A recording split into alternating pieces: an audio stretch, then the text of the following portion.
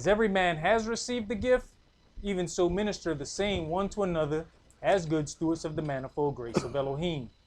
If any man speak, let him speak as the oracles of Elohim. If any man minister, let him do it as of the ability which Elohim gives, that Elohim in all things may be glorified through Yahshua the Mashiach, to whom be praise and dominion forever and ever. Amen. Ephesians chapter 4, verses 29 through chapter 5 and verse 4. Let no corrupt communication proceed out of your mouth, but that which is good to the use of edifying, that it may minister grace unto the hearers. And grieve not the Holy Spirit of Elohim, whereby you are sealed until the day of redemption. Let all bitterness and wrath and anger and clamor and evil speaking be put away from you with all malice. And be you kind one to another, tender-hearted, forgiving one another, even as Elohim for Yahshua's sake has forgiven you. Be you therefore followers of Elohim, as dear children, and walk in love, as the Mashiach also have loved us, and has given himself for us an offering and sacrifice to Elohim for a sweet-smelling savor. But fornication and all uncleanness or covetousness, let it not be once named among you as becomes saints. Neither filthiness, nor foolish talking, nor jesting, which are not convenient, but rather given of thanks. Ecclesiastes chapter 5, verses 1 and 2. Keep your foot when you go to the house of Elohim, and be more ready to hear than to give the sacrifice of fools, for they consider not that they do evil. Be not rash with your mouth, and let not your heart be hasty to utter anything before Elohim. For Elohim is in heaven, and you upon earth, therefore let your words be few. Exodus chapter 23, verses 20 and 21. Behold, I send an angel before you, to keep you in the way, and to bring you into the place which I have prepared. Beware of him, and obey his voice. Provoke him not, for he will not pardon your transgressions, for my name is in him. Revelations chapter 3, verses 20 through 22. Behold, I stand at the door and knock. If any man hear my voice and open the door, I will come into him and will sup with him, and he with me. To him that overcomes will I grant to sit with me in my throne, even as I have also overcame and am sat down with my Father in his throne. He that has an ear, let him hear what the Spirit says unto the churches. All right, Shabbat Shalom. Shabbat Shalom. Which is peace on Yahweh's holy Sabbath day. Welcome to another holy convocation that Yahweh has enjoined unto us. Today's sermon is entitled Righteous Rulership. We're going through a whole lot of things when we even hear the song that was performed today, King Yahshua. We have to understand that each one of the sons of Noah had to get their opportunity to rule the earth. Through the son of Shem, the Hebrew Israelites will rule, and it will have to be a righteous rulership. And the rulership of the children of Israel cannot be like the rulership of the previous sons of Noah. So we a lot of times we have a tendency to say that certain things were done to us, so we're going to perform those same things. But we cannot set up a system the way that the heathen has set their system up, and Yahweh governs how we're going to do those things. Let's begin in Habakkuk chapter 2 and verse, we're going to start at verse 1.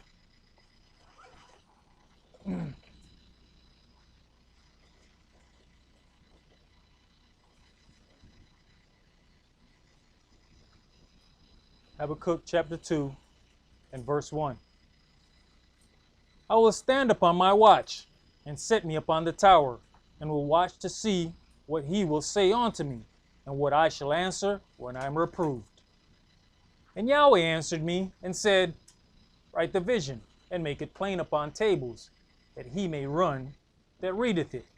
For the vision is yet for an appointed time, but at the end it shall speak, and not lie. Though it tarry, wait for it, because it will surely come, it will not tarry. Behold, his soul which is lifted up is not upright in him, but the just shall live by his faith.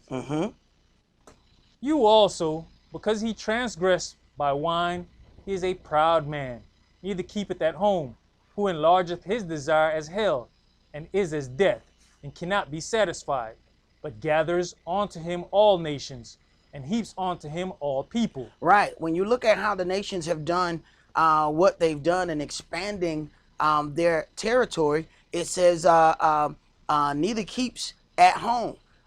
Somehow the nations believe that it is their destiny to go and conquer other lands. When you listen to this so-called debate about illegal immigrants, is rather humorous when you think about it, that they having all of these problems right along the Texas border, and they're talking about all of these immigrants and all the problems that they cause.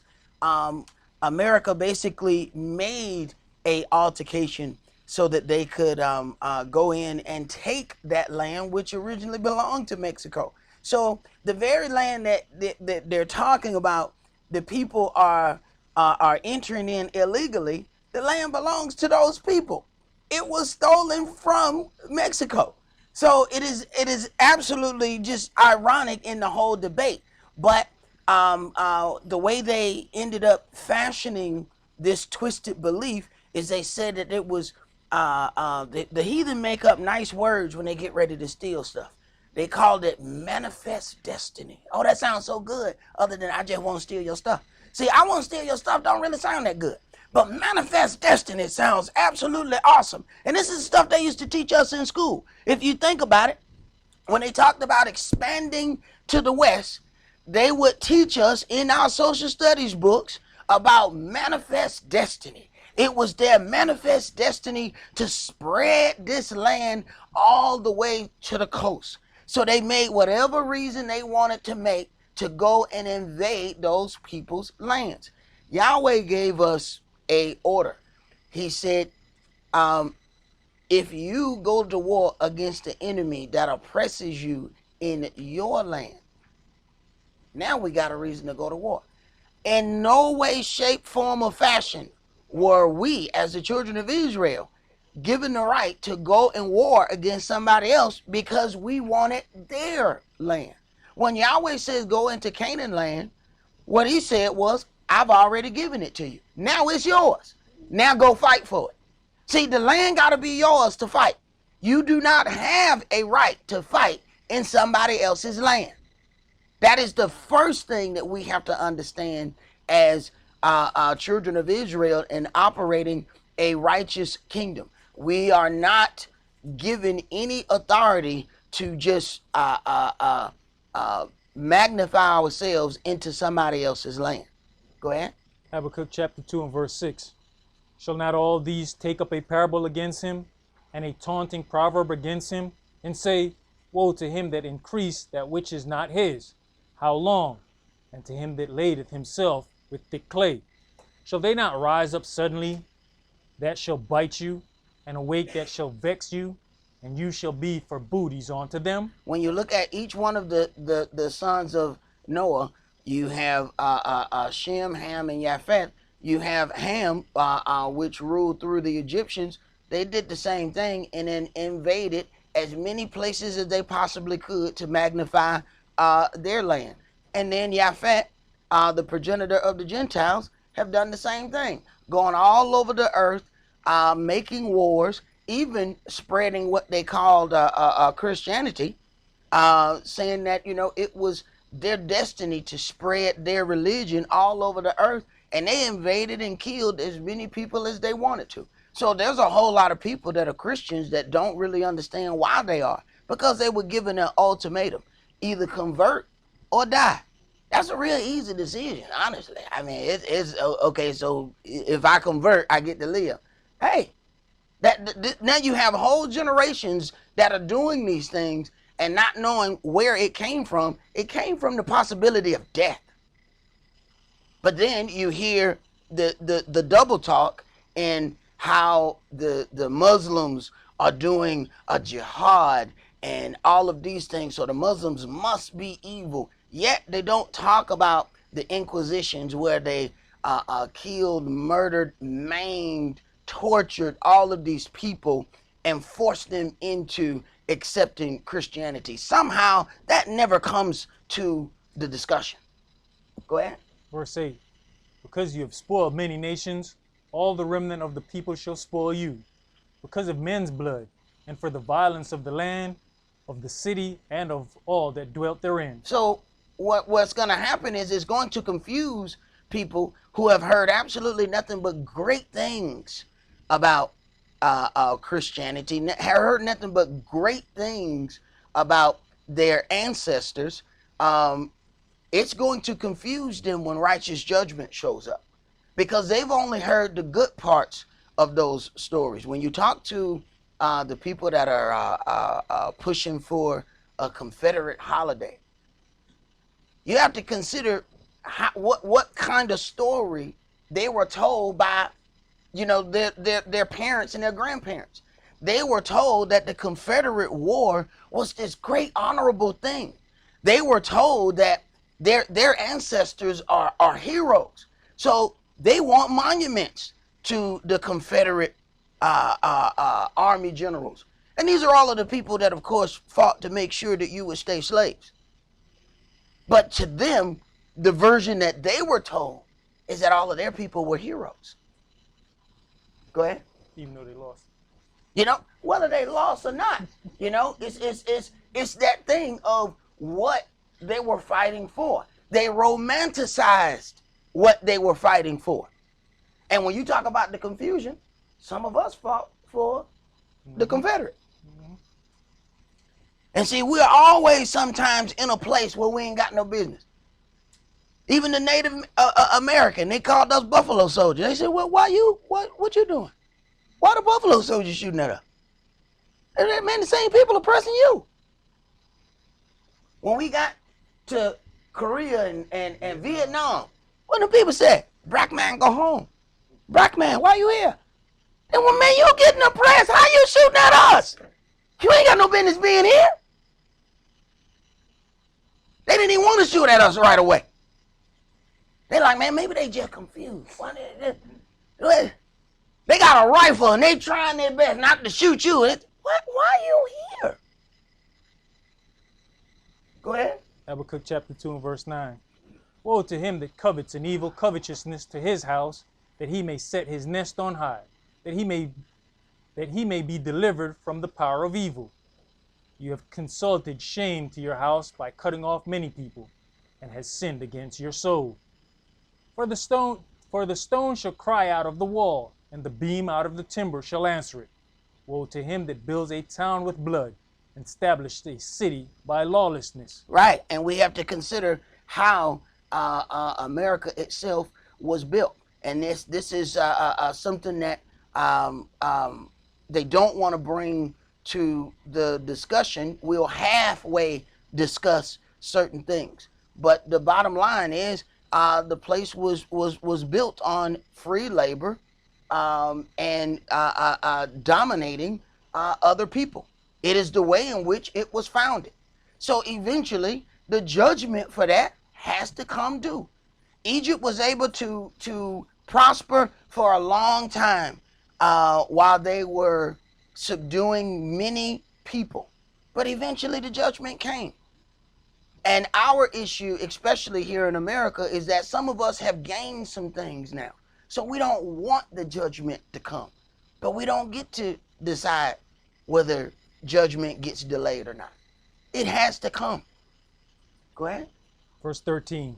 Behold, is it not of Yahweh of hosts that the people shall labor in the very fire, and the people shall weary themselves for very vanity? For the earth shall be defiled with the knowledge of the glory of Yahweh, as the waters cover the sea. The earth shall be filled with the knowledge of Yahweh, of the glory of Yahweh. Go ahead. Woe unto him that gives his neighbor drink, that puts your bottle to him, and make him drunken also, that you may look on their nakedness. You are filled with the shame for glory. Drink you also, and let your foreskin be uncovered. Right. So basically, when it starts setting up what righteousness versus hypocrisy is, woe unto him that gives his neighbor drink, that puts your bottle to him and make him drunken. He said, you go ahead and be drunk too. Why are you going to turn around and try to do something to those people, but then you're not going to allow or accept that same thing to happen unto you? Then it's hypocrisy. Go ahead. The cup of Yahweh's right hand shall be turned onto you, and shameful spewing shall be on your glory. For the violence of Lebanon shall cover you, and the spoil of beasts, which made them afraid, because of men's blood, and for the violence of the land, of the city, and of all that dwell therein. What profit the graven image, that the maker thereof has graven it, the molten image, and a teacher of lies, that the maker of his work trusteth therein, to make dumb idols? Woe unto him that says to the wood, Awake, to the dumb stone, Arise, it shall teach. Behold, it is laid over with gold and silver, and there is no breath at all in the midst of it. But Yahweh is in his holy temple. Let all the earth keep silence before him. All right, let's go to Jeremiah chapter 22.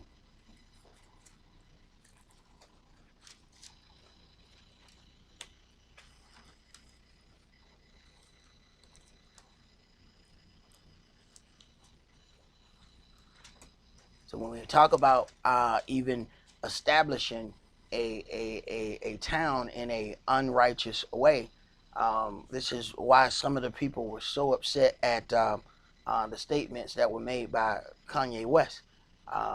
Making a statement talking about prison unites us. And when you understand the whole history of the thing, the whole prison industrial complex was created at the end of slavery. So it was specifically created for us. It was the next version of slavery. The entire thing, the whole thing about Jim Crow laws, they were just unjust laws that were made for black people to make sure that we were constantly in prison. So now you have this talk about how much crime is in certain areas. It was created that way. It is the newest form of slavery, because those people that are now in prison are now working for corporations that would not hire them when they were free out on the street. So the companies are leasing that prison labor. The same thing that used to happen back in the days with the chain gang. It's just happening on a much more so-called civilized scale, because the chain gang, they worked them to death. There were people that went in the chain gang for, what was supposed to be 3 months and never made it out. I mean, they died in there because of the harsh labor. And then, of course, they would just extend their sentences for whatever they wanted to do. Well, now they just have it to the point where the paperwork just looks a little better, but it's the same thing. They go to prison and they get leased out by corporations. But then when they become free, they can't go and get a job by that same corporation. They say, oh, you got a criminal record. Yeah, but I worked for you while I was in the prison. So what the problem is? Right. Hypocrisy. Jeremiah chapter 22, and let's read verses 11 through 30.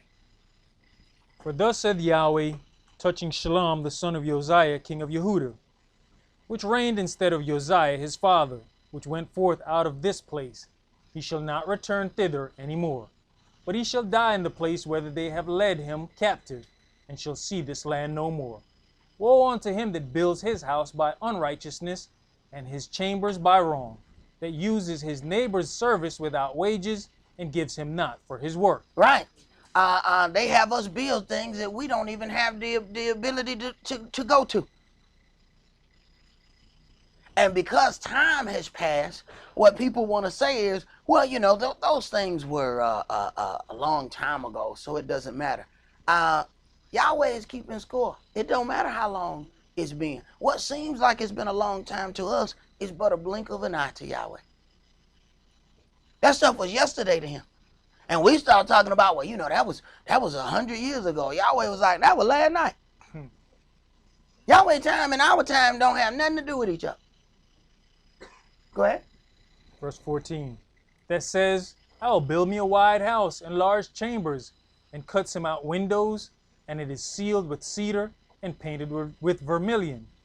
Shall you reign because you closeth yourself in cedar? Did not your father eat and drink and do judgment and justice, and then it was well with him?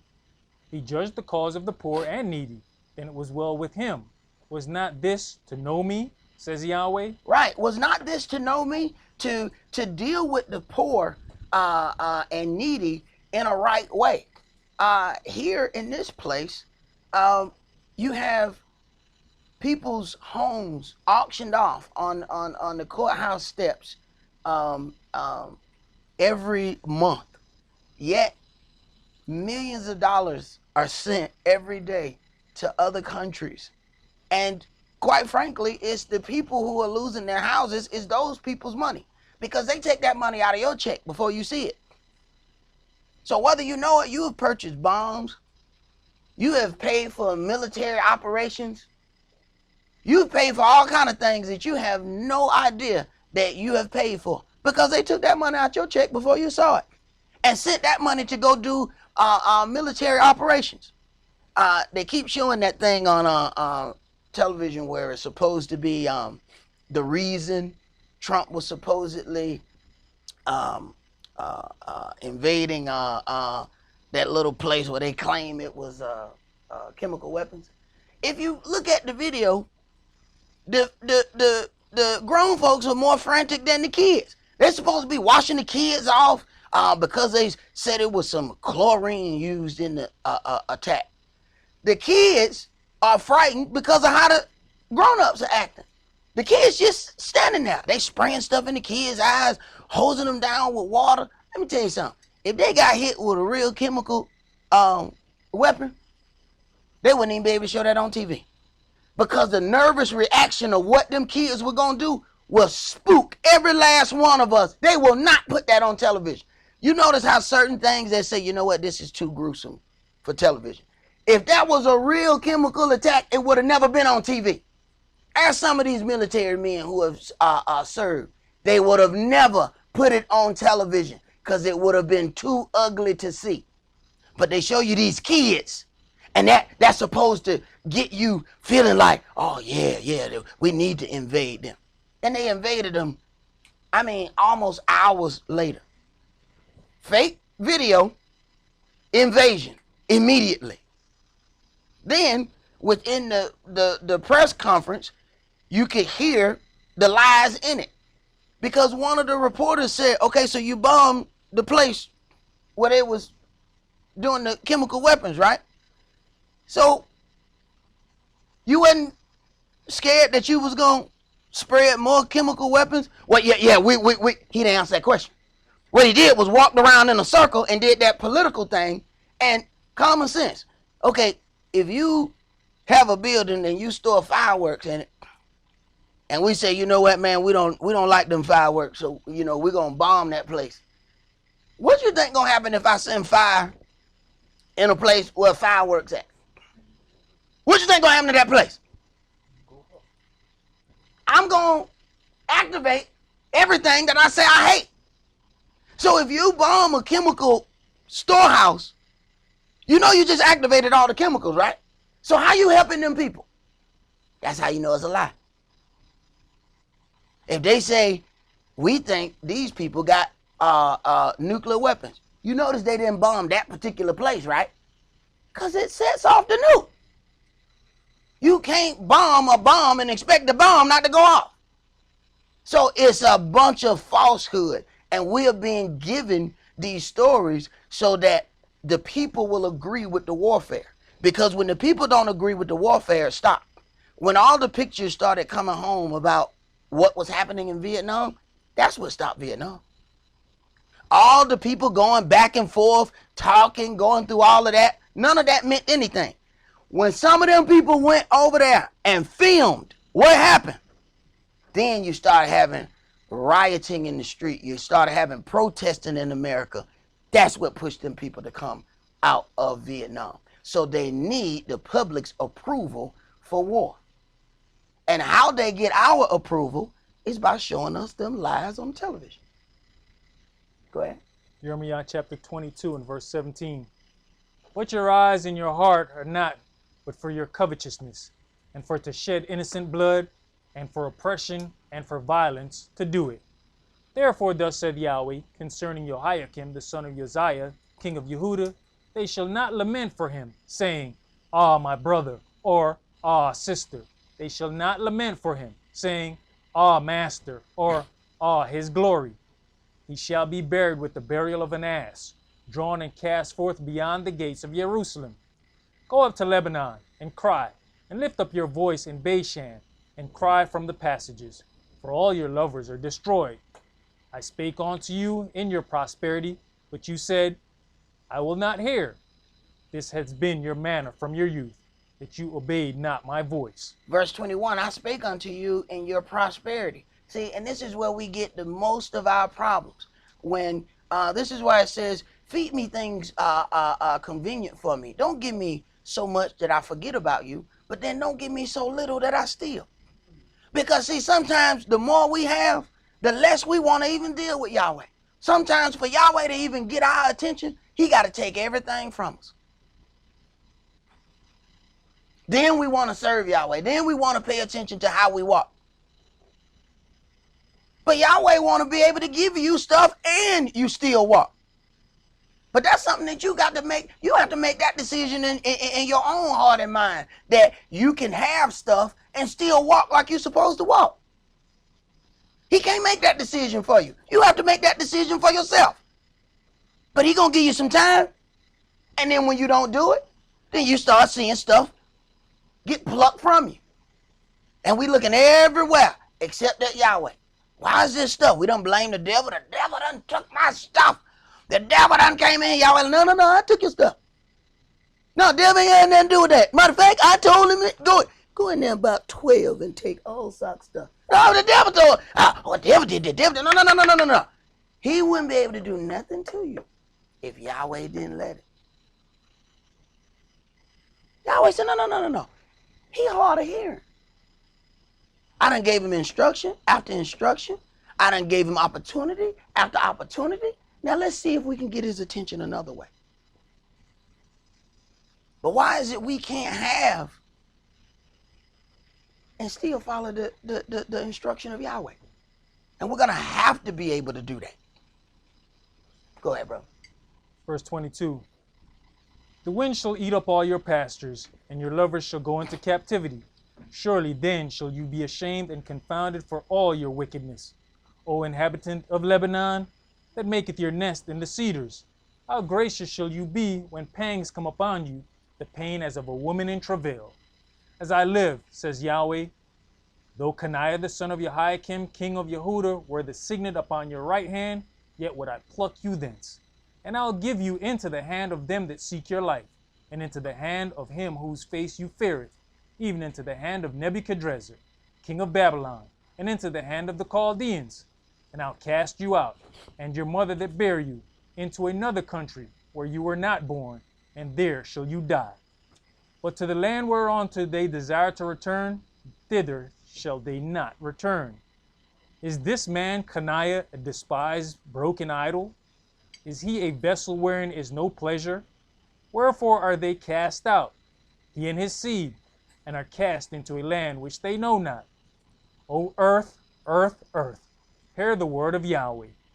Thus said Yahweh, write you this man childless, a man that shall not prosper in his days, for no man of his seed shall prosper, sitting upon the throne of David and ruling any more in Yehuda. So if we deal with the power that is eventually going to be given to the children of Israel, if we deal with these things in an unrighteous manner, then Yahweh has already pronounced things against us. What we have to understand is the things that we're fighting for are things that we already had. We already had the ability to rule and govern ourselves. Now we're fighting just to get back those same things. But what we never had was that situation of being the governors of the earth. That final rule was given unto Israel. That's going to be given unto us last. All the other sons rule first. Yahweh has saved Israel's rulership for last.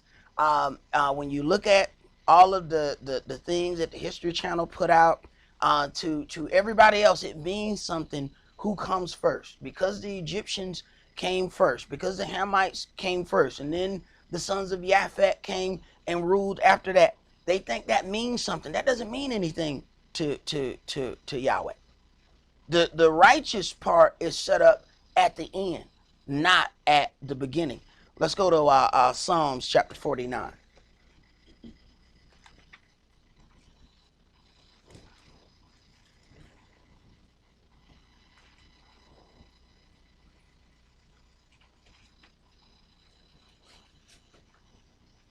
Psalms chapter 49 and verse 1. Hear this, all you people. Give ear, all you inhabitants of the world, both low and high, rich and poor together. My mouth shall speak of wisdom, and the meditation of my heart shall be of understanding. I will incline my ear to a parable. I will open my dark saying upon the harp. Wherefore should I fear in the days of evil, when the lawlessness of my heels shall compass me about? They that trust in their wealth and boast themselves in the multitude of their riches. None of them can by any means redeem his brother, nor give to Elohim a ransom for him. Right. When those natural disasters come upon the earth, and you can talk to the people who have lived through hurricanes and things like that, they tell you your financial status don't mean jack. When that hurricane come through there and knock down everything, everybody on the same level. The rich man need water just like the poor man. Thirst don't make you thirstier because you poor. They in the same line trying to get water when it goes down. So Yahweh said, I got a way to make everybody on a level playing field. Go ahead. Verse 8. For the redemption of their soul is precious, and it ceased forever, that he should still live forever, and not see corruption. For he sees that wise men die, likewise the fool and the brutish person perish, and leave their wealth to others. Their inward thought is that their houses shall continue forever, and their dwelling places to all generations. They call their lands after their own names. Nevertheless, man being in honor abideth not. He is like the beast that perishes. This their way is their folly, yet their posterity approve their sayings. Right. When it says they call their lands after their own names, when you look at, just start reading in the beginning of this book and you start hearing all of these names. When you look at the names, you start seeing El, which is God. You start seeing all of those names have El in them up to a certain point. And then after a certain point, you see them have Yah in it. Jeremiah, Zephaniah. All of these names are proclaiming the glory of Yahweh. When the heathen does something, they set the things after their own physical names. Even our own names were set to glorify Yahweh. But when they set their lands, they named them after themselves. So they go and invade the motherland, then call it after them. So you got Africanus there. Then you got Amerigo Vespucci, who America was named after. Then they want to tell you that you were named after two, as black as you are, you named after two white people who invaded other countries. Now, what kind of sense that make? So now you're supposed to be an African American. Now, when Obama got in the office, he let you know what a real African American was. He said the difference between him and his wife. He said, my people were never the descendants of slaves. My wife's people were. He let you know, oh no, he's a real African American. That wasn't the same for us. Go ahead. Verse 14. Like sheep, they're laid in the grave. Death shall feed on them, and the upright shall have dominion over them in the morning, and their beauty shall consume in the grave from their dwelling. But Elohim will redeem my soul from the power of the grave, for he shall receive me. Be not you afraid when one is made rich, when the glory of his house is increased. For when he dies, he shall carry nothing away. His glory shall not descend after him. Though while he lived, he blessed his soul, and men will praise you when you does well to yourself. When you do well to yourself, men will praise you. So while he lived, he blessed his soul. He didn't use any of his power, any of his money to do anything good for other people. See? And those are things that we don't consider. Go ahead. He shall go to the generation of his fathers, they shall never see light. Man that is in honor and understandeth not is like the beasts that perish. All right. Now, one of these things that we have to look at in how we're going to rule.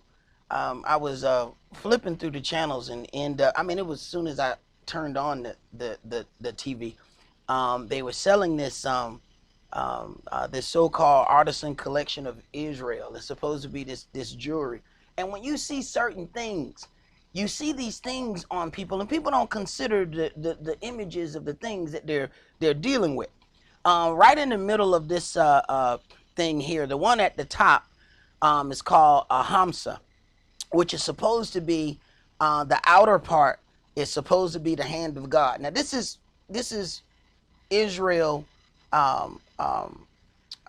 made things, and this gem is an Elliot stone that's supposed to come from the only gem mine in Israel, which is funny because 2 days before that I was looking at something and it had it was one of them Raiders of the Lost Ark type videos, and the thing, it had major actors in it. I don't remember the name of it, but the whole thing was going down, and it was supposed to be in King Solomon's diamond mine. So everything that they're set up, even in the movies, is all about invading the Holy Land of Israel and taking every last bit of resource out of it. And we look at the movies and don't really understand that all of the stuff that they're dealing with is trying to take everything that belongs to you. So this thing right here, this is the real twisted part of this. The evil eye is supposed to protect you and is the so-called universal symbol of protection. Now, I've gone in people's houses and seen this eye, and what I've, looked at it as, because I know that there's the all-seeing eye of Horus, but what they do is create many different things on how they make sure that they spread this thing out.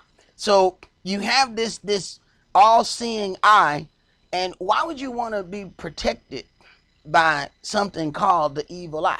Now, this is an Israeli designer, and they said when they send their kids abroad, they send them out with this stone. The stone in the middle is an Elliot stone that comes from Israel. So when you see that stone, that's what that stone is. But they send their kids out so this way they'll have protection when they go out. Now this one's supposed to be double protection because you got the hand of God, so-called, and then the evil eye in the middle. Now this is a necklace. Now I don't know what that little demon looking thing at the top. You see that right there, what a hook is? So these are things that people are sending out. They give to their kids. This is supposed to be what's going to protect them. Let's go to the next graphic, and it actually gives you a little bit of the definition of it. Artisan collection of Israel on the left, the round Elliot Hamsa. So that's what that little medallion thing is. And then you look on the right and you see the Elliot stone is in the middle, but this is the evil eye. And you have the woman talking constantly while she's selling this. This stuff was on like the Jury channel. So I just turned the TV on and it was automatically on it. And I'm sitting there and she's constantly talking about the evil eye to protect you, to protect you. And I'm like, the evil eye to protect you. And this is kind of stuff that's pushed in Israel now. See, y'all need to understand what kind of stuff we're going to have to get up out of there. That this right here is normal. And I'm talking about, I've gone in people's houses and they have big eyes on their wall. And sometimes people don't even really fully understand why they're doing what it is they're doing. Let's go to Proverbs chapter 23. And when you look at that graphic that comes up when we get to the Proverbs, you then see the same eye in Egypt. You also have that same all-seeing eye on the back of the dollar bill. So you have to wonder, these people who said that they were Christians, were they trying to get protection from this evil eye at the same time? Oh, and this thing goes from place to place. When you look at there's a Indian god that has the eye in the middle. That's part of what the dot on the forehead is supposed to be. That's supposed to be your spiritual eye, your third eye. Then you have a Buddha, and he has that eye in the middle of his head as well. So you have multiple religions who believe that they are going to be protected by this so-called third eye. So when you see these things, you have to be aware of it. I knew someone that was they had grew up, they were army brats, so they had been in place to place to place, and they had ended up in Turkey. And when they got there, the neighbors came and brought them a basket, and it had all of these things in it, and they said they was welcoming them to the neighborhood. And then another one of the neighbors came over and told them, go get that basket, and said, go down in the middle of that basket and take that eye out. And they was like, what you talking about? Went down in the basket and found this is what they put inside that basket when they gave it to them. So you can't accept everything from everybody. So what they gave it to him as, saying that, hey, this is we're giving a good token to help protect you, now that you've moved into the neighborhood. And it had the so-called evil eye to protect them. Go ahead, bro. Proverbs chapter 23 and verse 6. Eat you not the bread of him that has an evil eye, neither desire you his dainty meats. So now we have people that are going to believe that this evil eye is their protection, yet we have been warned about even having an eye that causes us to do evil things. But how are you going to be protected by anything that calls itself evil? If something is evil, I don't want no protection from it. Matter of fact, I don't want nothing from you. Go ahead. For as he thinks in his heart, so is he. Eat and drink, says he to you, but his heart is not with you. The morsel which you have eaten shall you vomit up and lose your sweet words.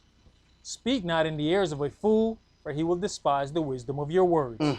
Remove not the old landmark, and enter not into the fields of the fatherless. Okay, remove not the old landmark. Remember, Yahweh has, when he set forth war, it says, when you go against the enemy that oppresses you in your land, then you blow with the trumpet, and Yahweh shall hear you and come and fight for you. But the whole part of that was when you fight against the enemy that oppresses you in your land. Verse 10, remove not the old landmark. When you consider what is actually happening in Israel, it is a constant fight about getting more and more land that they are claiming belongs to them. So we have to consider some things. Let's go to our Genesis chapter 9.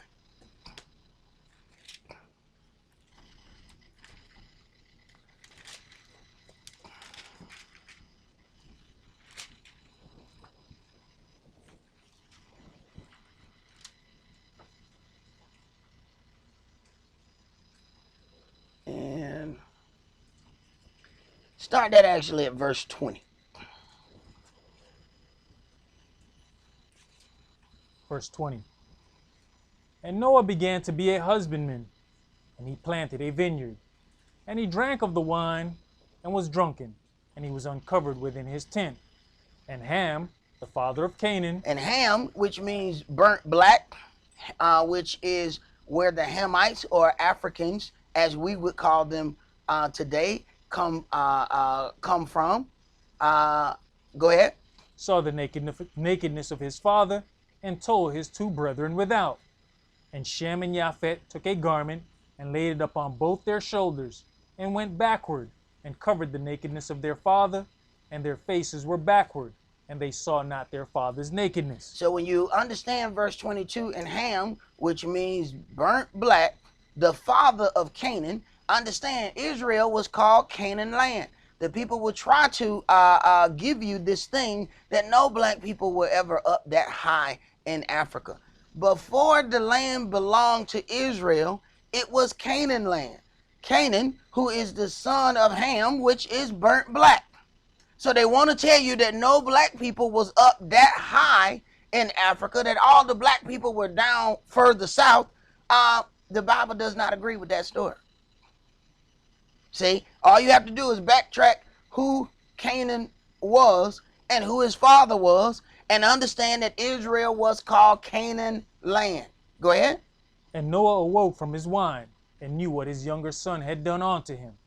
And he said, Cursed be Canaan, a servant of servants shall he be unto his brethren. Now, people are trying to tell you that you have the curse of Ham, that you cursed to be black. Ham was already black. So when you listen to the stories that people tell, it does not agree with what's written in this book.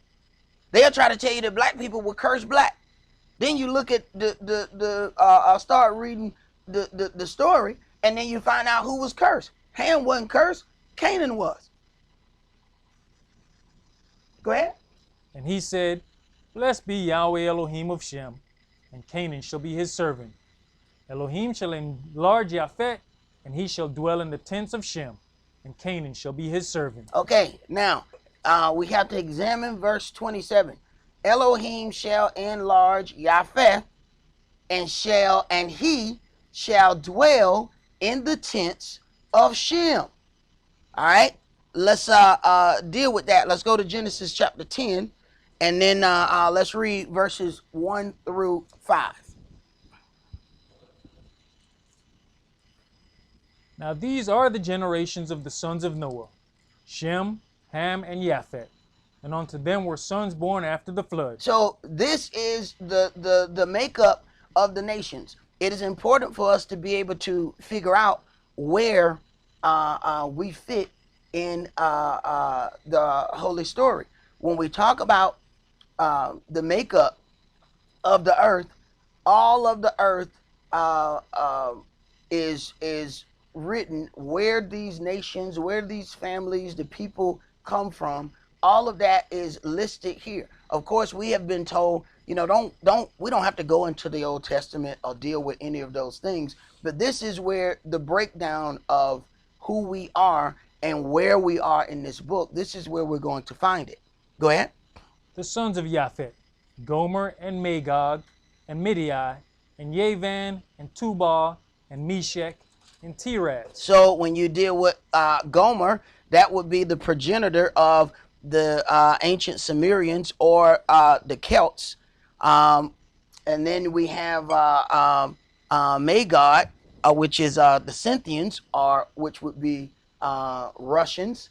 And we haven't gotten to Ashkenaz yet, but you got Middai, which is also Russia. You got Meshach and Tiras, which still goes to some of that as well.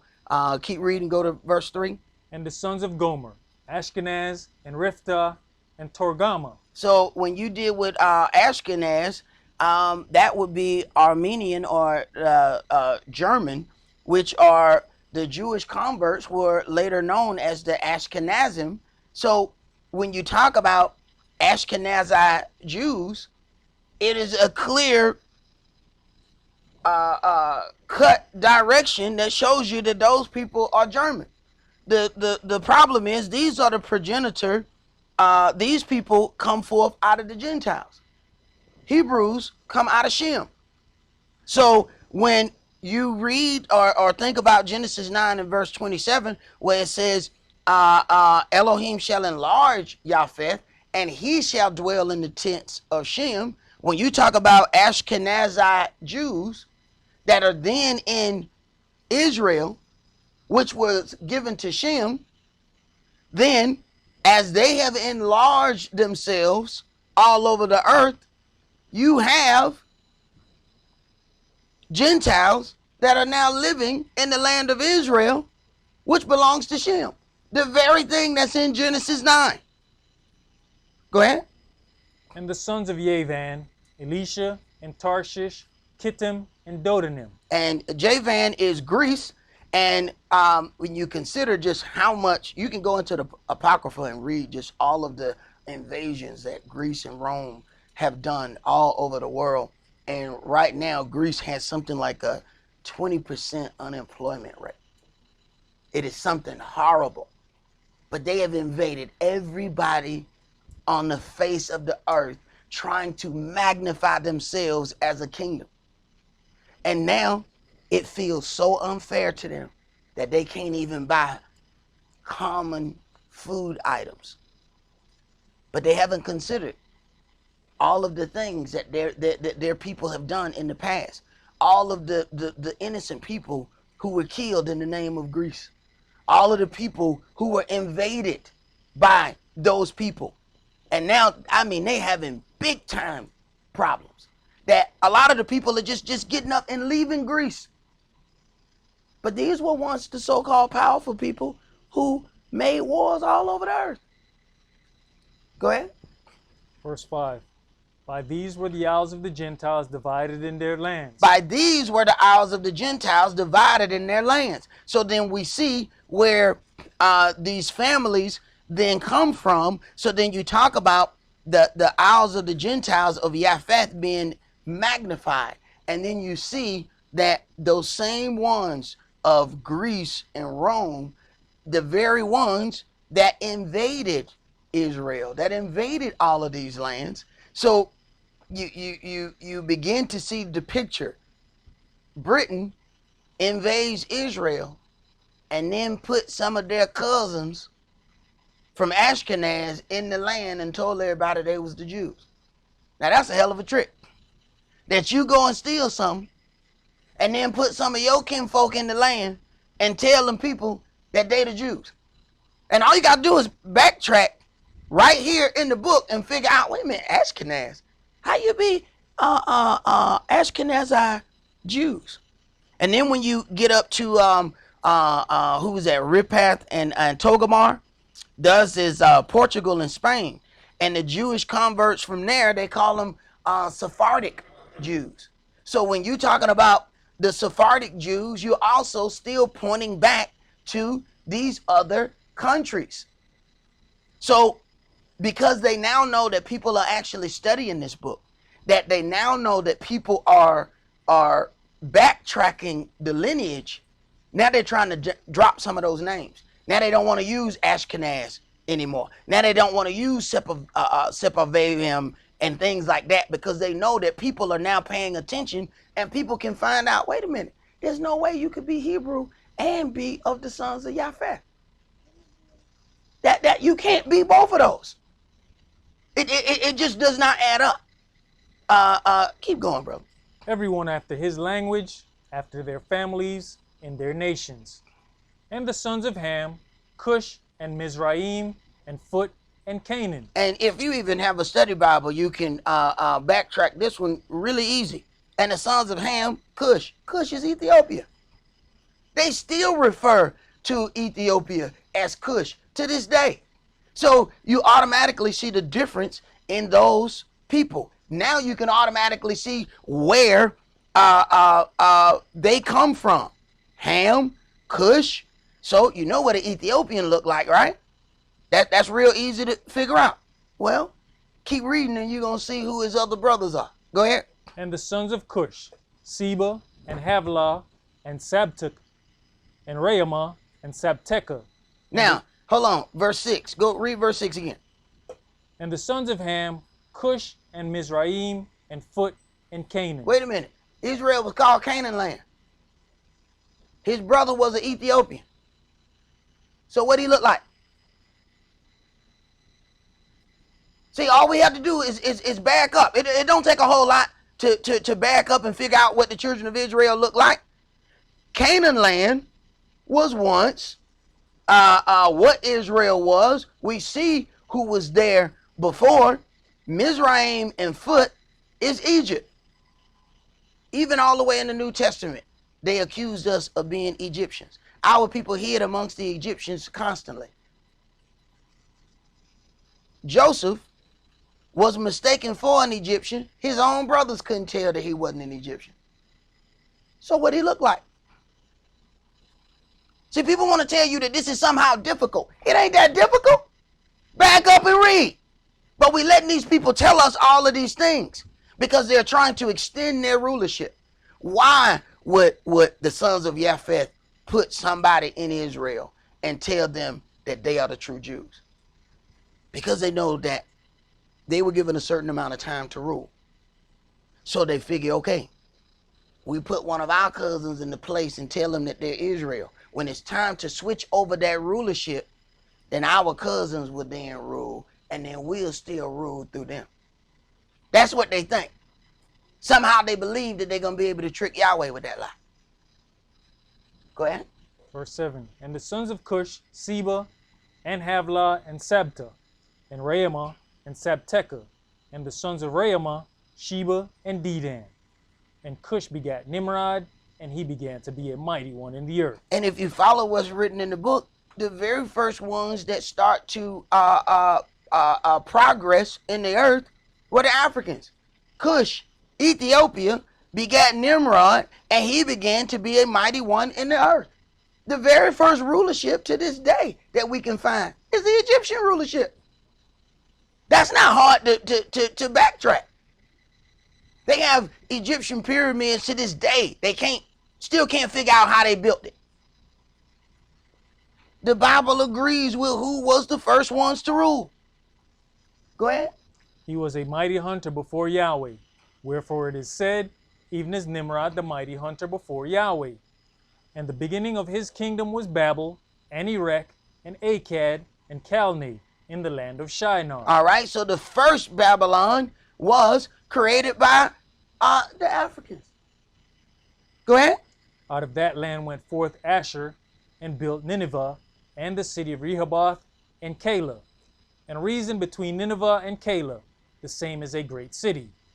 And Mizraim begat Ludim, and Anamim, and Lehabim, and Nathahim, and Pathrosim, and Cashlahim, out of whom came Philistim. All right. Now, when we look at those things, the enlargement of Japheth has commonly been renamed as white privilege.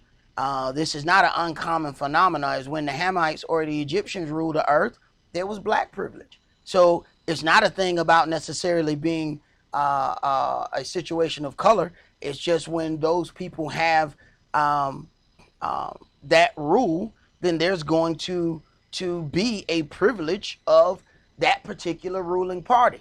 The question is, do we take that privilege and use it in a erroneous manner?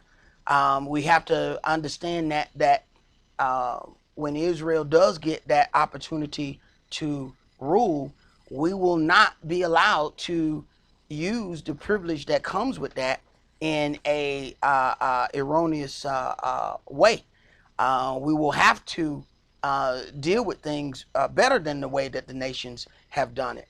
The Europeans have invaded countries all over the world, committed rape, murder, pillage, slavery, but then they established governments and then outlawed everything that they have just done to set themselves up as a government. So everything that they said is illegal were the very things that they had to do to set up their government. But we cannot operate like that. And I've heard some Hebrews talk, and I've heard some various things about we're going to do this and we're going to do that. No, we ain't. We can't operate like that. So if that's what's on your mind, you learning this word in the wrong, from obviously the wrong people and for the wrong reasons, because we're not going to be able to do that. What ends up happening though with the privilege that comes with leadership, somehow people believe that it becomes their ability or their job to police the earth. You have to consider how, just outside of dealing in your own thing that it was to just look and say, these people must have used a chemical weapon and then we're going to invade them.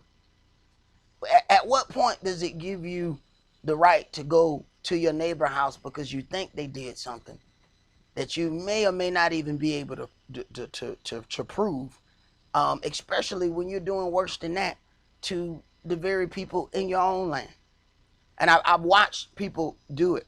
There was a traffic jam one time, and where everybody's on the expressway, and the people who are getting off on this exit, they're riding in the emergency lane so they can go ahead and get off. And then I look at one of the people gets upset, and they believe that it's their job to police the highway, so they pull over and block the emergency lane. Now they're not getting off, but somehow they felt in their own arrogant, privilege, that it was their job to make sure that nobody rode the emergency lane so they could get off. How is that your job? How did that? Now, the same folks who have raped, murdered, pillaged all over the earth now believe that it is your job to govern what everybody else does and if they're doing it right. So I watched this person pull over just to block so nobody else could go up the lane. Then when it got time for them to get past the exit, then they pulled back over and got back in the traffic. But in their mind, this person was getting off too fast. What business is that of yours? See, we've watched so many things that we think that it's normal for you to just see some report on television and then we go and get our guns and go to somebody else's land because they have done something, or we suppose that they have done something wrong. See, the nations are going to have to deal with us in governing certain things of their land, but at the end of the day, it's still their land. Let's go to Acts chapter 10.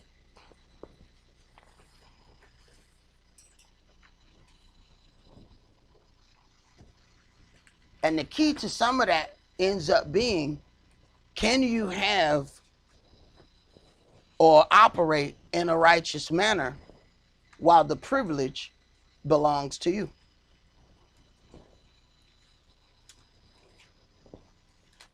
See, it's easy to be humble when you the one working for somebody and you got to depend on them to pay you.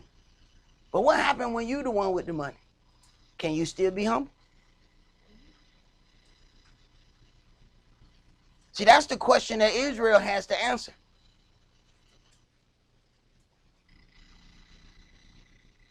Acts chapter 10, and we're going to start that at verse 1. There was a certain man in Caesarea called Cornelius, a centurion of the band called the Italian band, a devout man and one that feared Elohim with all his house, which gave much alms to the people and prayed to Elohim always. He saw in a vision, evidently about the 9th hour of the day, an angel of Elohim coming into him and saying unto him, Cornelius. And when he looked on him, he was afraid and said, What is it, Adonai? Now, he was of the Italian band, so when we go back to Genesis 10, we then see that he comes from the family of Elisha, which is Sicily or Cyprus. So we can back up and see where he comes from, and then back up even further than that and see that he comes from Yafet. So we know what the Italians look like. We know then what Cyprus. We'll read this book. You'll start figuring out even in Acts that they were going back and forth to Cyprus and things like that. So you can backtrack this rather easy. Go ahead. And he said unto him, Your prayers and your arms have come up for a memorial before Elohim. And now send men to Joppa, and call for one Simeon, whose surname is Cephas. He lodgeth with one Simon a tanner, whose house is by the seaside. He shall tell you what you oughteth to do. And when the angel which spake unto Cornelius was departed, he called two of his household servants, and a devout soldier of them that waited on him continually. So then consider this. Then Cornelius is a Italian who his people are ruling. So he has the privilege of power. Yet he has great alms to the Hebrew Israelite church. And at this point, he does not have the ability to even really go in it. Because they couldn't openly deal with Gentiles at this point. Yet he's got great alms and deeds, and Israelites are saying, this is a good man. So even while he has money, power, and the privilege that comes with it, he still has a good report among the Hebrew Israelites, even though he has all the power. See, it's harder to be humble when you have all of those things. He could have easily said, man, I ain't following no God of the slaves. We're ruling over these people. I ain't going to deal with your God. Go ahead. Verse 8, And when he had declared all these things unto them, he sent them to Joppa. On the morrow, as they went on their journey, and drew near unto the city, Cephas went up upon the housetop to pray about the 6th hour. And he became very hungry, and would have eaten, but while they made ready, he fell into a trance, and saw heaven opened, and a certain vessel descending unto him, as it had been a great sheet knit at the 4 corners, and let down to the earth, wherein were all manner of 4-footed beasts of the earth, and wild beasts, and creeping things, and fowls of the air. And there came a voice to him, Rise, Cephas, kill and eat. Now, he's using this whole parable about eating unclean food, but he's dealing with something else. But if you let people halfway read this to you, they will tell you that this is where food was cleansed, and we were able to eat any kind of abominable animal that we can catch. And you find out that he stuck to his whole part of not eating any kind of abominable flesh. And to this day, those animals that were created, they were created for certain things. All animals were not created to be eaten. They were created to help keep this whole ecosystem intact. And if you take one thing out of that, it starts causing a problem with the ecosystem. That doesn't mean you were supposed to eat the animal. So there's part where it says everything that Elohim is created is good. It is. It is good for the purpose in which it was created. That don't mean you're supposed to eat it. Go ahead. Verse 14. But Cephas said, Not so, Adonai, for I have never eaten anything that is common or unclean. Right. So this is the New Testament, and he's going through. They have set forth this new way, but he's saying, even at this point, I've never eaten anything that was deemed unclean. And we can go back to the beginning of the book and see what things were given unto us that we could eat, and what things were given that we should not touch whatsoever. Go ahead. And the voice spake unto him again the 2nd time, What Elohim has cleansed, that call not you common. This was done 3 times, and the vessel was received up again into heaven. Now, you could, at this point, if you stop, you could make the argument that he has somehow cleansed food, because the statement says that what Elohim is cleansed, call you not common. So if you stop right there, now it appears that you can eat anything. But keep reading. Now while Cephas doubted in himself what this vision which he had seen should mean, behold, the men which were sent from Cornelius had made inquiry for Simeon's house, and stood before the gate. So instead of him leaning upon his own understanding, now he's waiting. He's making a pause. It says, while Cephas then doubted in himself what this vision which he had seen should mean. He's trying to figure out the meaning of it. He is not leaning to his own understanding and then just ran and got a pork chop or something like that. No, he's pausing, trying to figure out, what does this mean? Go ahead. And called and asked whether Simeon, which was surnamed Cephas, were lodged there. While Cephas thought on the vision, the Spirit said unto him, behold, 3 men seek you. So while he's trying to figure out what it means, his answer of what it means is on its way to him. See, there's certain things when it comes down to Yahweh that you just have to make an attempt to do. And when you make the right attempt, the answer comes to find you. Go ahead. Arise therefore, and get you down, and go with them, doubting nothing, for I have sent them. Then Cephas went down to the men which were sent unto him from Cornelius, and said, behold, I am he whom you seek. What is the cause wherefore you are come? Right. Now, verse 20. Yahweh, arise therefore and get you down and go with them, doubting nothing, for I have sent them. Now, he could have at this point told him exactly what it is, but he's allowing him to see the full part of it. Go ahead. And they said, Cornelius the centurion, a just man, and one that fears Elohim, and of good report among all the nation of the Yehudis, was warned from Elohim by an holy angel to send for you into his house, and to hear words of you. Then called he them in, and lodged them. And on the morrow Cephas went away with them, and certain brethren from Joppa accompanied him. And the morrow after they entered into Caesarea, and Cornelius waited for them, and had called together his kinsmen and near friends. Let me tell you something. When you deal with, first of all, what a centurion is, they were dreadfully afraid of these men. Some of those men, I mean, they killed people like it was going out of style. So to then turn around and have this man go to a centurion's place, you even when we read in the Old Testament, you find a lot of people think that the just shall live by faith is a New Testament saying. But as we read in our first scripture, that was in the Old Testament. There's certain things that you're gonna have to have faith to go through when to be directed to a centurion's house. When you start talking about the persecution of Christ, you have to consider who was all around there. Them centurions. Those straight killers. Go ahead. And as Cephas was coming in, Cornelius met him, and fell down at his feet and worshipped him. But Cephas took him up, saying, stand up, I myself also am a man. And as he talked with him, he went in and found many that were come together.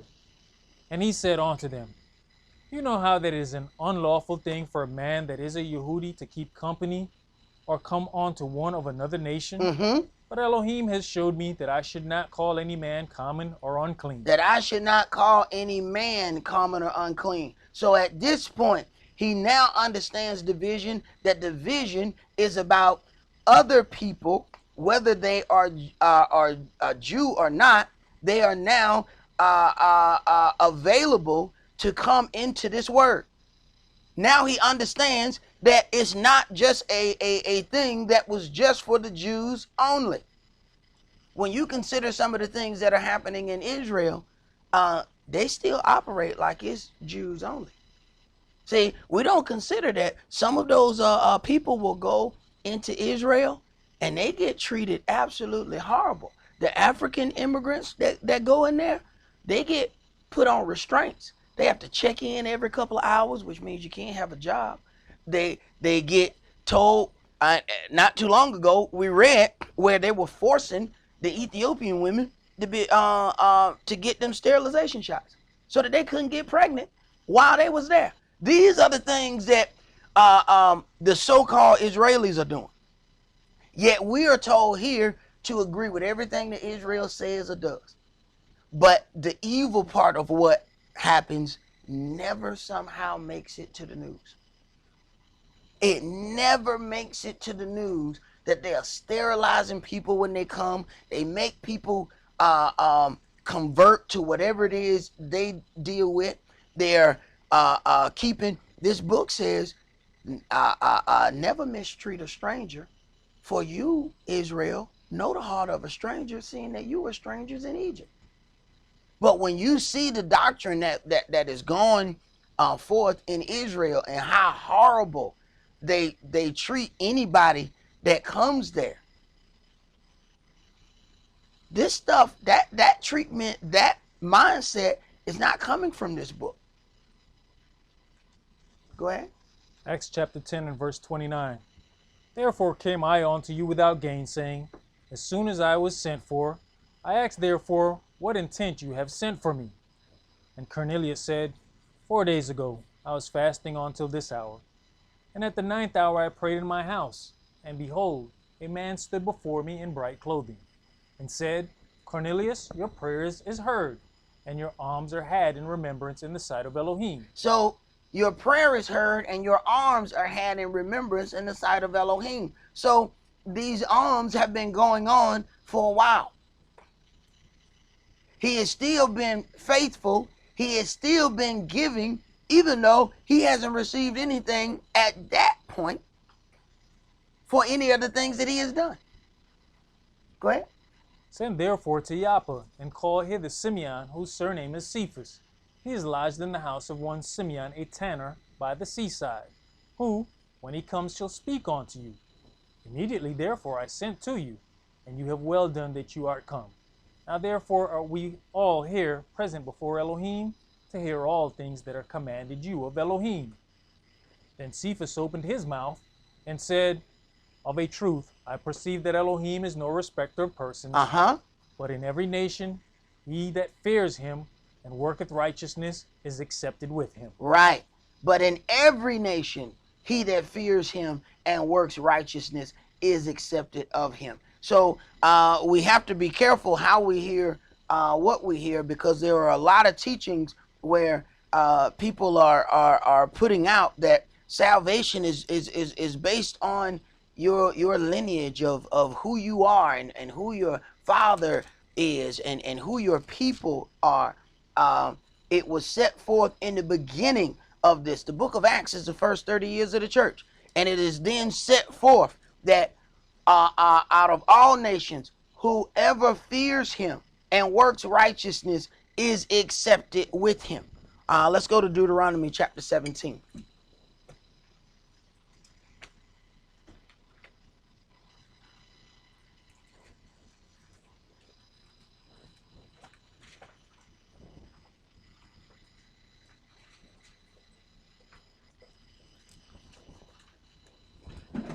Deuteronomy chapter 17, and let's read verses 8 through 20. Verse 8.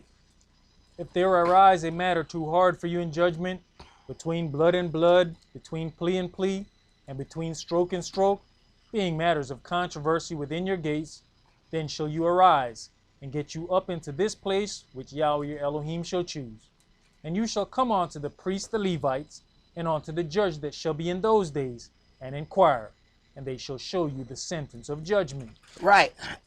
What we have to really wrap our head around is the very book that we are reading out of is not just your book in which you deal with your worship practices out of.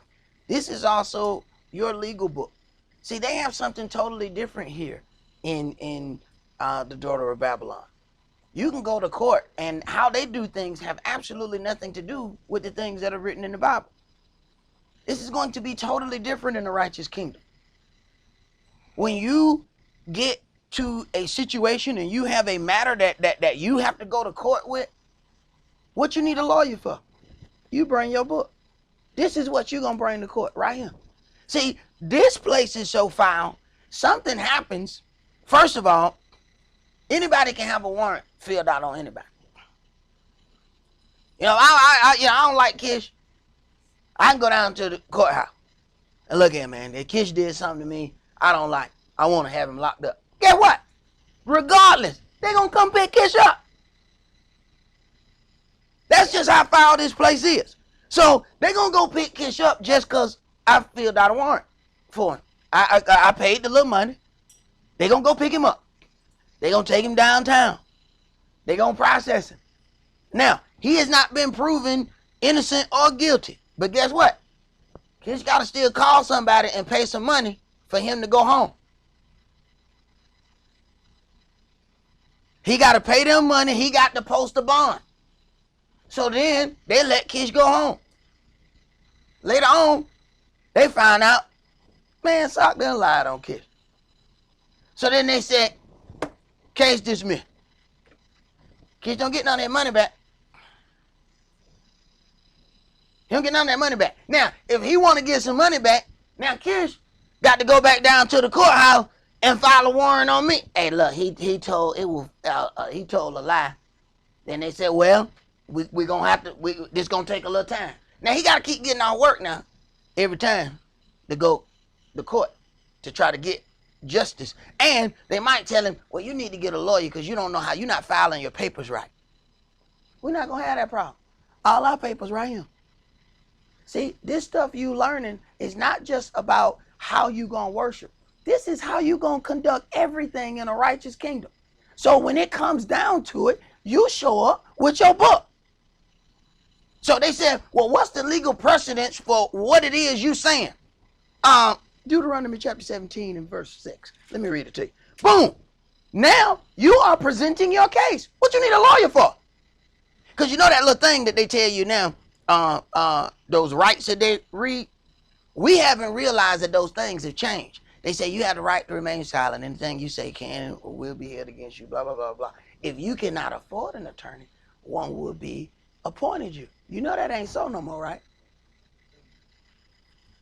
Because, you know, when you go down there and you tell them, you know, I can't afford an attorney, they say, well, let me see your money. What?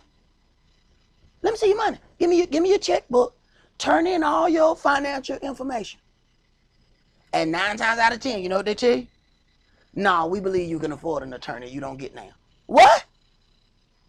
So that whole thing, but what you didn't know is you had already agreed to those rights because they told you. You got the right to remain silent. Anything you say can and will be held against you, blah, blah, blah, blah, blah. Do you understand these rights? Then you say yes. That's where you done messed up, step 1. So now you done agreed to those things, and then you get to court and found out they're not going to give you no lawyer because they have deemed you got enough money to pay for one. Now, how do they deem who has enough money to pay for a lawyer? See, they don't tell you what that scale is.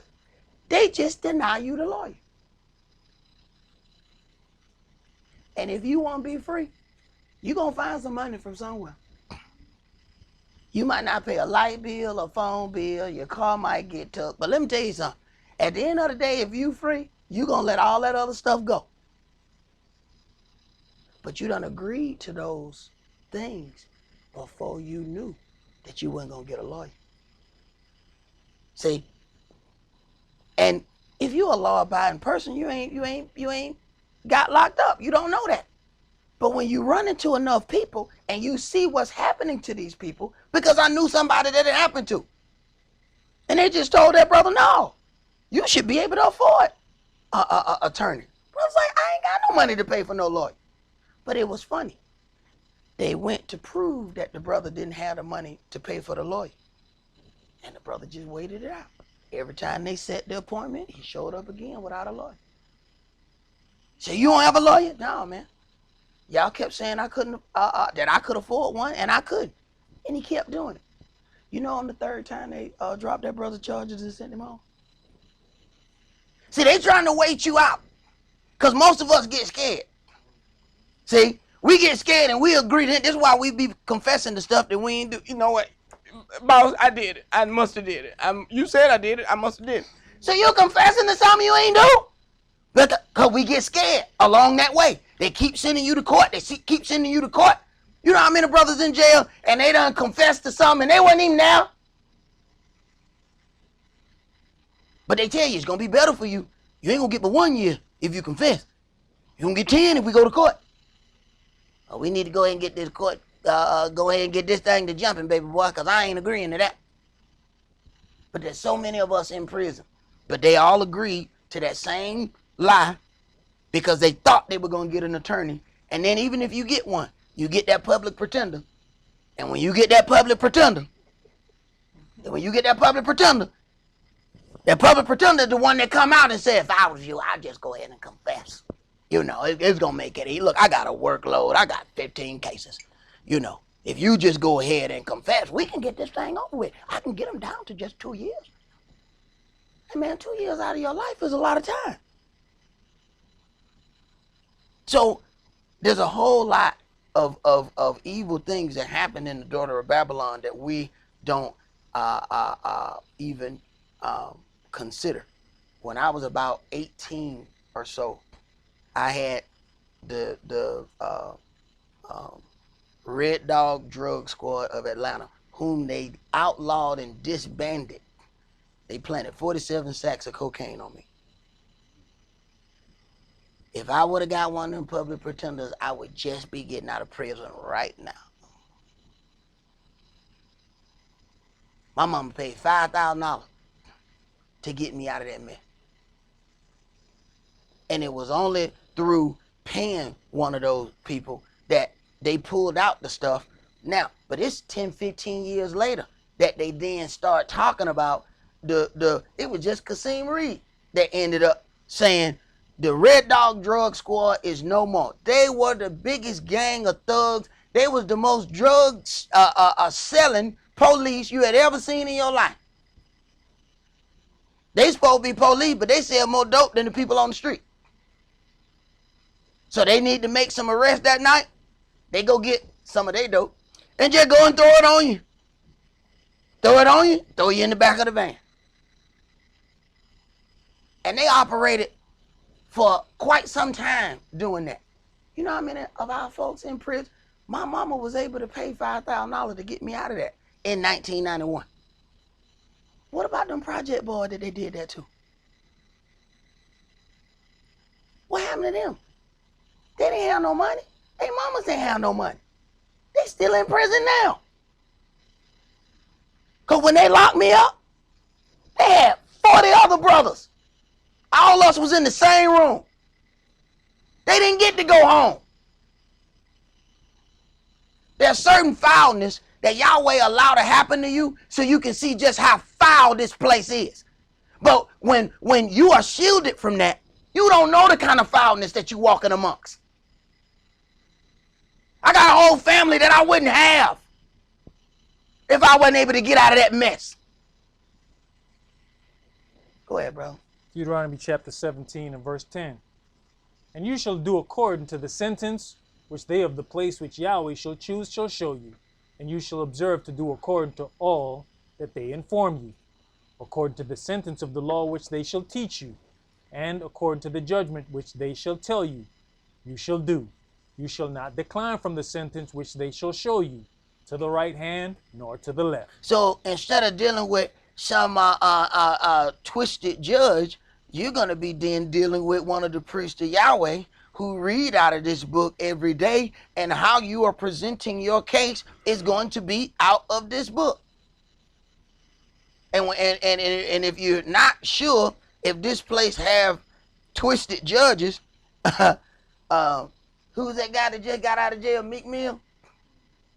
And the judge was like, hook me up, let's do some business together. If you agree to this, I'll let this charge go. And when he wouldn't agree to it, they made him guilty and sent him to jail. But the judge is trying to get him to either put her in a movie or do some things like that. This place is twisted. You have to look at how this man got locked up. It's some straight mess. And if he didn't agree to it, he could have agreed to it and not had to go to jail. He's like, I'm not agreeing to that. But how many of us gonna make that decision when our back up against the wall? You realize there's people that went to jail just so you can go out there and ride a bus and not have to go sit in the back. Go ahead, bro. And the man that will do presumptuously and will not hearken unto the priest that stands to minister there before Yahweh your Elohim, or unto the judge, even that man shall die, and you shall put away the evil from Yisrael. And all the people shall hear and fear, and do no more presumptuously.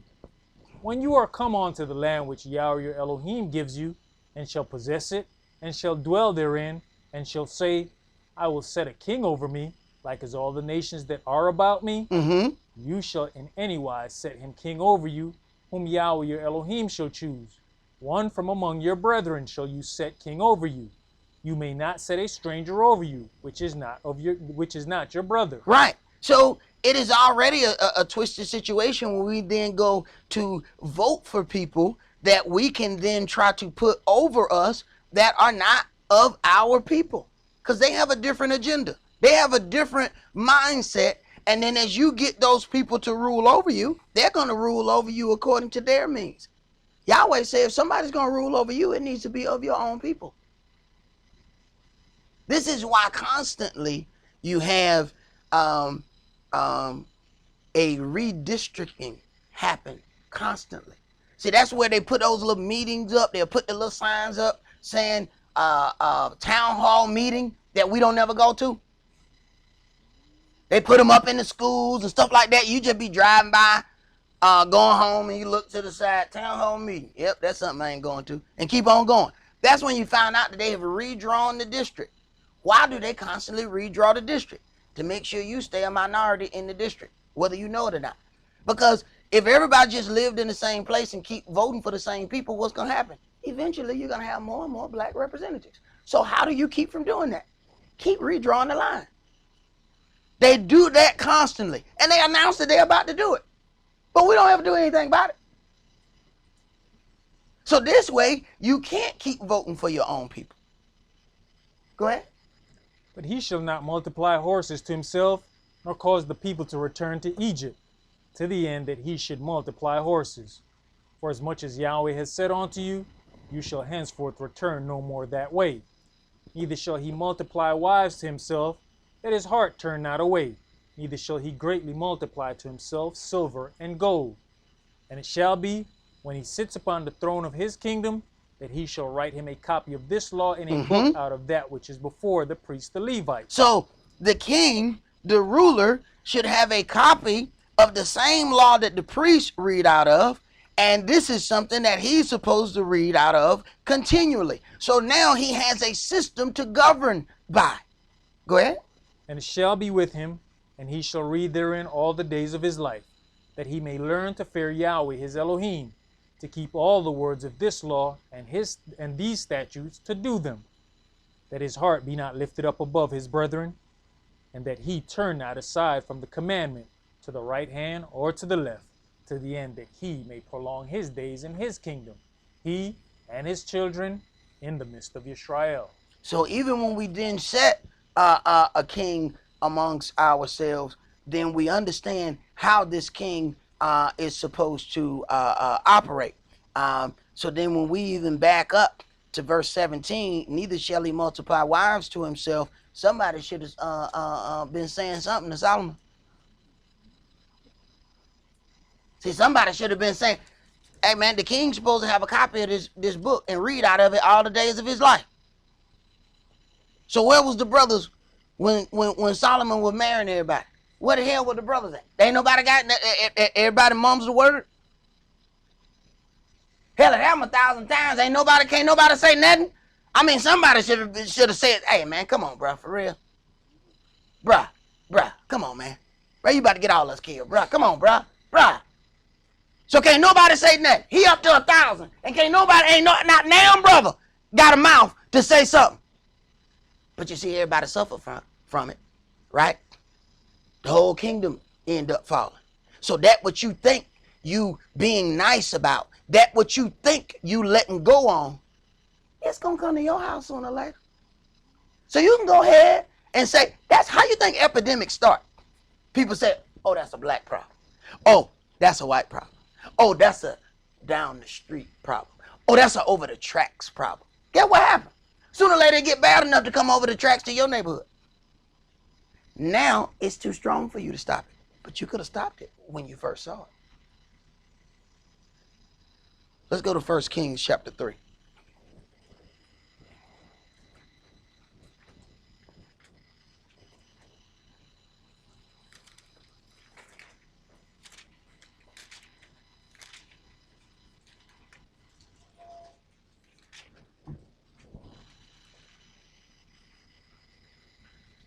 First Kings chapter 3, and let's start that at verse 5.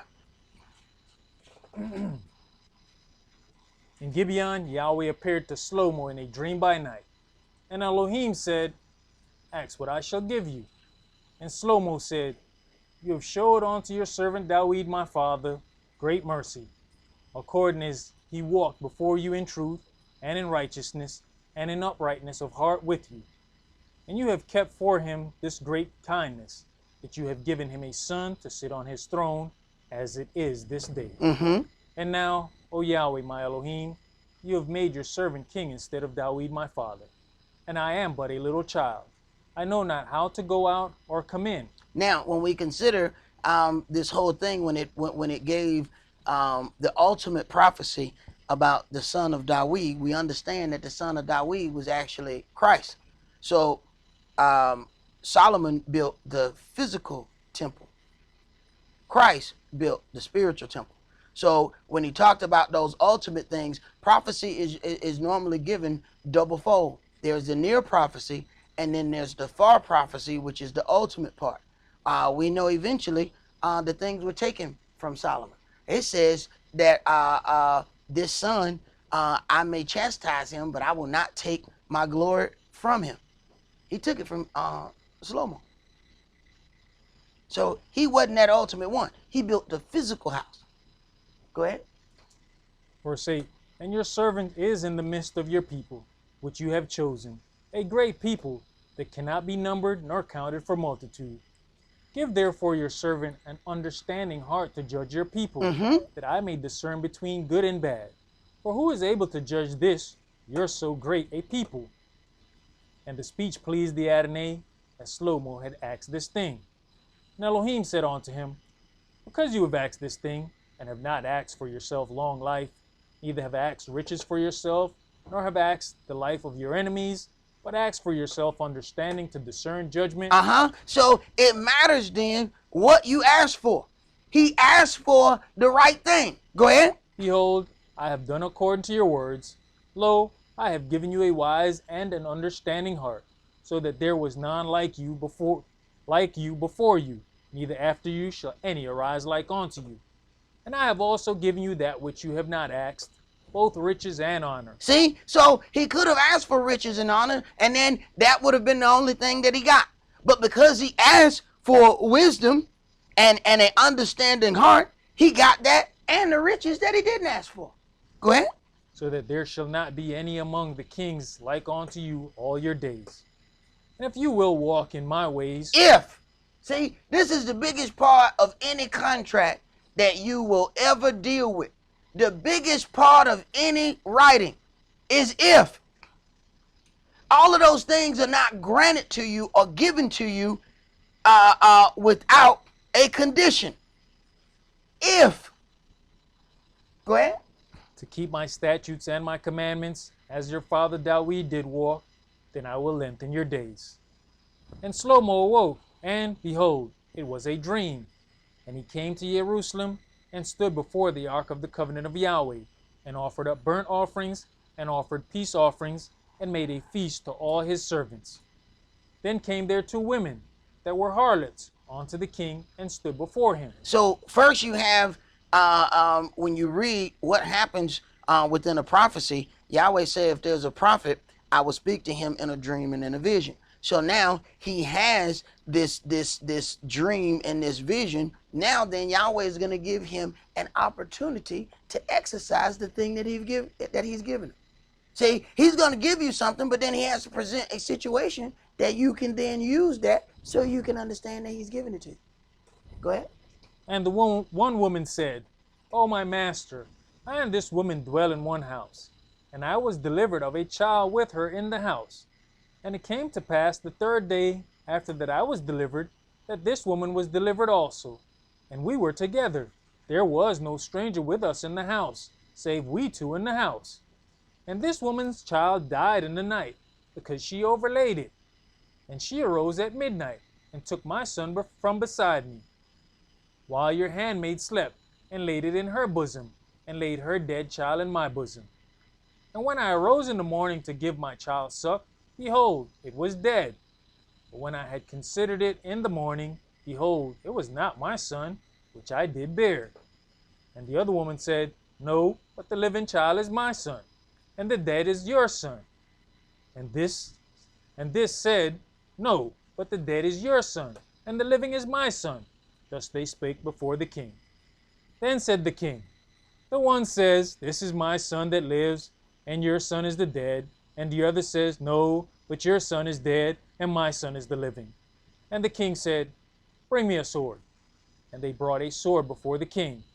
And the king said, Divide the living child in two, and give half to the one and half to the other. Now, at this point, he sounds like the crudest person you have ever encountered in your life. Now, if this stops here, he is known as the worst individual ever. What kind of twisted king is this? This man talking about cutting the baby in half. See? But when you find the answer of Yahweh is in the end of a thing, you have to be careful not to answer a matter before it's time. So he does this, and in that wisdom that's been given unto him, he's drawing out something from those two women. Go ahead. Then spake the woman whose the living child was unto the king, for her bowels yearned upon her son. And she said, O my master, give her the living child, and in no wise slay it. But the other said, Let it be neither mine nor yours, but divide it. Now see, no mama is going to stand there and let her child be killed. So he pushed that situation so that they can expose themselves. And any mother will rather, you know what, I'll give up my child to let it live. The other one said, Go ahead and cut the baby. Divide it. Give me the feet. I'll take the feet. There ain't no woman that is giving birth to a child that's just going to sit there and say, Yeah, go ahead and cut the baby up. I'm fine with having just the feet. Go ahead. Then the king answered and said, Give her the living child, and in no wise slay it. She is the mother thereof. And all Israel heard of the judgment which the king had judged. And they feared the king, for they saw that the wisdom of Elohim was in him to do judgment. Right.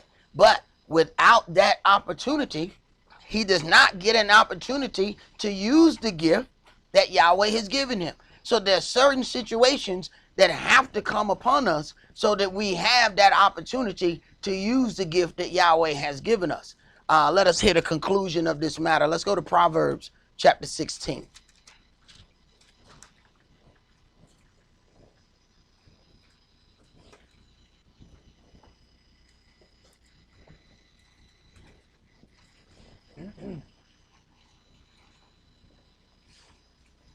Proverbs chapter 16, and we're going to start that at verse 1. The preparations of the heart in man, and the answer of the tongue is from Yahweh. All the ways of a man are clean in his own eyes, but Yahweh weighs the spirits. Commit your works unto Yahweh, and your thoughts shall be established. Yahweh has made all things for himself, yes, even the wicked for the day of evil. You have to consider that. Yahweh have made all things for himself, yea, even the wicked for the day of evil. There are certain things that have to happen unto you that is going to motivate you. They ain't necessarily good. But those things will motivate you to do some things that you would not ordinarily do in your life. So that means Yahweh got to have a few wicked people around too. See? Somebody got to cuss you out. Somebody got to take some of your money. Somebody got to lie and cheat and deceive you. Because it's going to make you do some greater things. Hey, Judas was around for a reason. He was a thief from the beginning. Y'all sure knew he was a thief. He didn't run him away and say, Get away from here, you thieving individual. No. You know what y'all sure did to the thief? Hold the money bag. He gave him even more opportunity to do evil. He knew the man was a thief and he gave him the money. Hold the money. Man, why you gonna let him hold the money? You know he steals. I know. He'll have even more opportunity to do evil. Why would you do that? Because it's gonna make y'all better. You're gonna be better because of dealing with this evil dude. Go ahead. Verse 5. Everyone that is proud in heart is an abomination to Yahweh. Though hand join in hand, he shall not be unpunished. By mercy and truth, lawlessness is purged, and by the fear of Yahweh, men depart from evil.